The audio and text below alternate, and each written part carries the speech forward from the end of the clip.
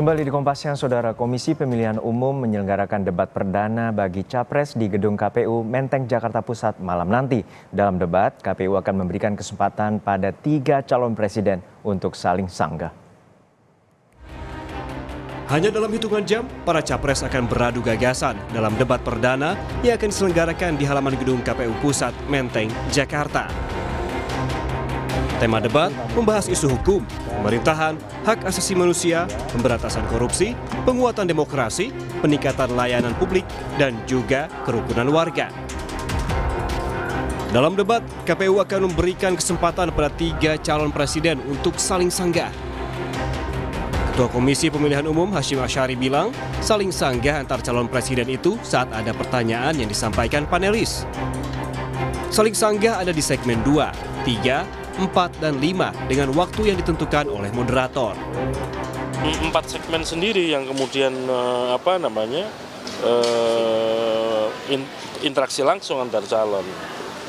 Tapi sekali lagi koridornya adalah tema ya yang diajukan itu, dan tentu saja masing-masing punya strategi untuk menjawab sebagaimana visi misi program yang sudah dirumuskan oleh masing-masing pasangan calon. Sejumlah persiapan pun dilakukan dengan matang agar jalannya debat berlangsung optimal. Termasuk persiapan pengamanan oleh Satgas Preventif Pemilu 2024 yang melibatkan 271 personel Mabes Polri dan 2.000 personel dari Polda Metro Jaya untuk pengamanan debat perdana. Jumlah personel yang dikerahkan ini terdiri dari Mabes, kemudian juga dari Polda Metro Jaya. Ya, jadi 2. Dan ini termasuk dari satgas-satgas yang ada di pusat maupun yang ada di wilayah. Kita sama-sama ya. Ketiga capres pun sudah siap untuk bertarung gagasan dalam debat perdana.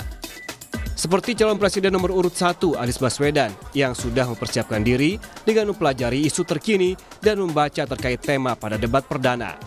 Anies juga menjelaskan belum ada rencana khusus terkait keberangkatan dan nonton bareng dari tim sukses Amin.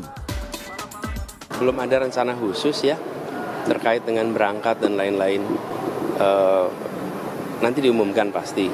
Tapi tentu saja belajar, membaca apa hal-hal yang hari ini dianggap penting terkait dengan persoalan hukum, HAM, terkait dengan demokrasi. Tentu harus baca-baca.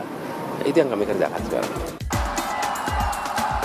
Sementara itu, Prabowo Subianto mengaku siap untuk menghadapi debat perdana yang digelar KPU hari ini, yang diantaranya membahas penegakan hukum dan hak asasi manusia.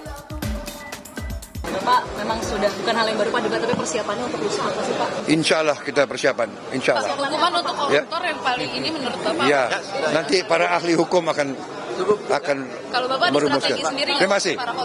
Terima kasih ya. Calon Presiden nomor urut 3, Ganjar Pranowo, juga mengaku siap mengikuti debat Pilpres perdana di KPU. Ganjar bilang, tema debat yang pertama tinggal disesuaikan dengan visi misi dirinya sebagai capres. Enggak, karena ini temanya ya tema yang pernah kita lakukan, kita alami, tinggal kita membicarakan atau fitting dengan visi misi yang ada di dalam dokumennya Ganjar Mahfud itu. Jadi besok kita akan jelaskan soal itu.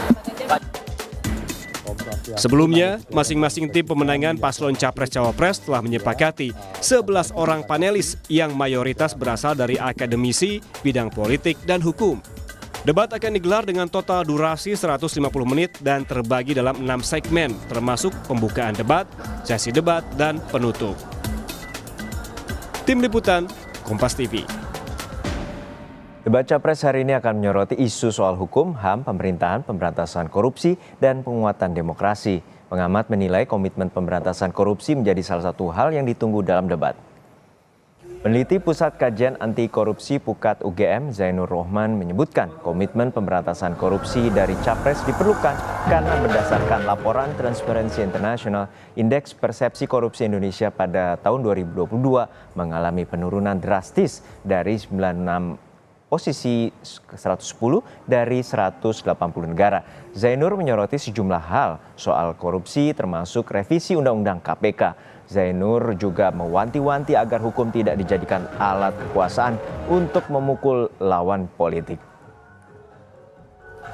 apakah bisa ya ketiga-tiga capres-capres ini melakukan kembali revisi Undang-Undang KPK, sedangkan parpol-parpol pendukung mereka di 2019 semuanya adalah pelaku revisi Undang-Undang KPK yang kemudian akhirnya menghilangkan independensi KPK, ujungnya adalah membunuh KPK seperti hari ini.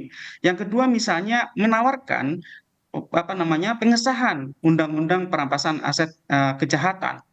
Kalau kita lihat, nggak usah pilpres, kalau memang mereka punya komitmen pemberantasan korupsi, partai-partai pendukung kan bisa mendorong di DPR saat ini untuk segera membahas pengesahan Undang-Undang Perampasan Aset-Aset Kejahatan itu tanpa harus menunggu nanti mereka menang di pilpres. Justru di 10 tahun terakhir ini, 9 tahun terakhir ini, hukum dijadikan sebagai alat kekuasaan.